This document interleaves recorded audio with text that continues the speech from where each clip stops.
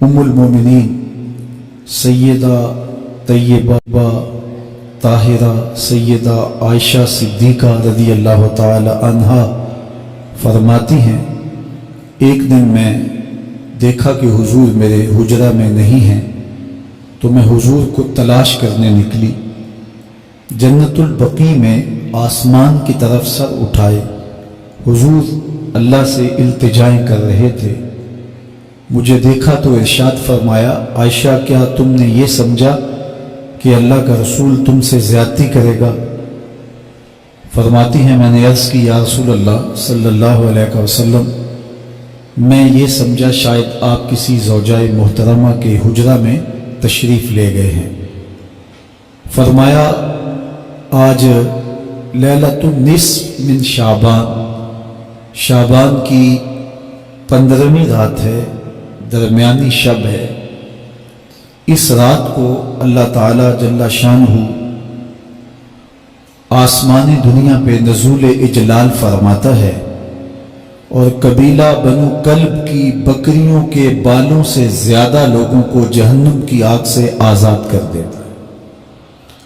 कबीला बनु कल्ब अरब का बहुत बड़ा कबीला था जो भेड़ बकरियां पालते थे और लाखों की तादाद में उनकी बकरियों और भेड़ों के रेवड़ थे। तो उस कबीले की बकरियों के बालों से भी ज़्यादा गुनाहगारों को जहन्नुम की आग से आज़ाद कर दिया जाता है। तो ये वो बाबरकत शबे रहमत है, शबे नूर है, जिसके दामन में इतनी बरकतें हैं कि कोई महरूम नहीं रहता।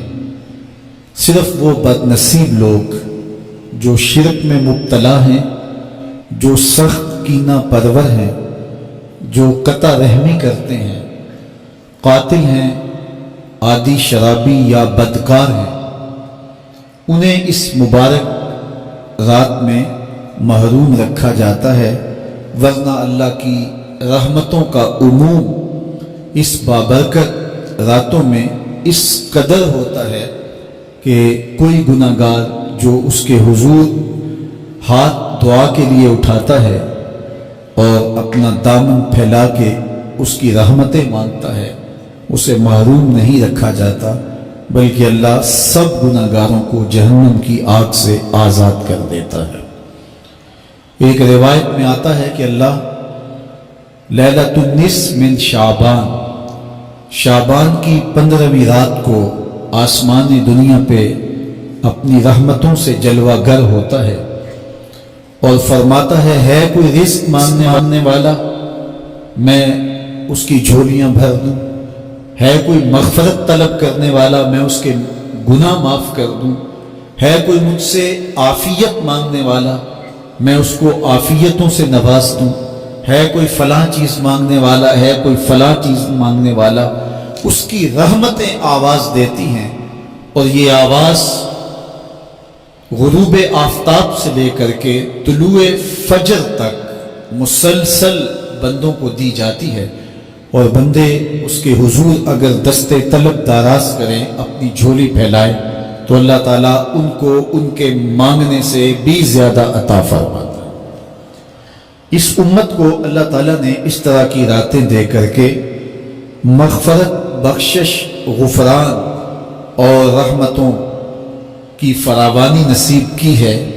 मेरे हुजूर ने इरशाद फरमाया, एक शख्स सुबह से लेके ज़ोहर तक मजदूरी करता है, उसको एक की रात मिलता है। एक ज़ोहर से लेकर असर तक मजदूरी करता है, उसका वक्त थोड़ा है लेकिन उसको भी एक की रात मिलता है। और तीसरा शख्स असर से लेकर मगरिब तक मजदूरी करता है, उसको 2 की रात मिलते हैं, जबकि उसका वक्त दोनों से कम है। फरमाया, पहली मिसाल यहूद की है, दूसरी मिसाल नसारा की है और तीसरी मिसाल मेरी उम्मत की है कि इसको थोड़े अमल पर ज़्यादा सवाब दिया जाता है। तो यहूद और नसारा ने इस पर बुरा मनाया तो हुजूर अलैहिस्सलाम ने फरमाया कि अल्लाह ने उनके अजर में तो कमी नहीं की, लेकिन मुसलमानों को ज़्यादा अजर दे दिया, तो ये उसकी करम नवाजी है।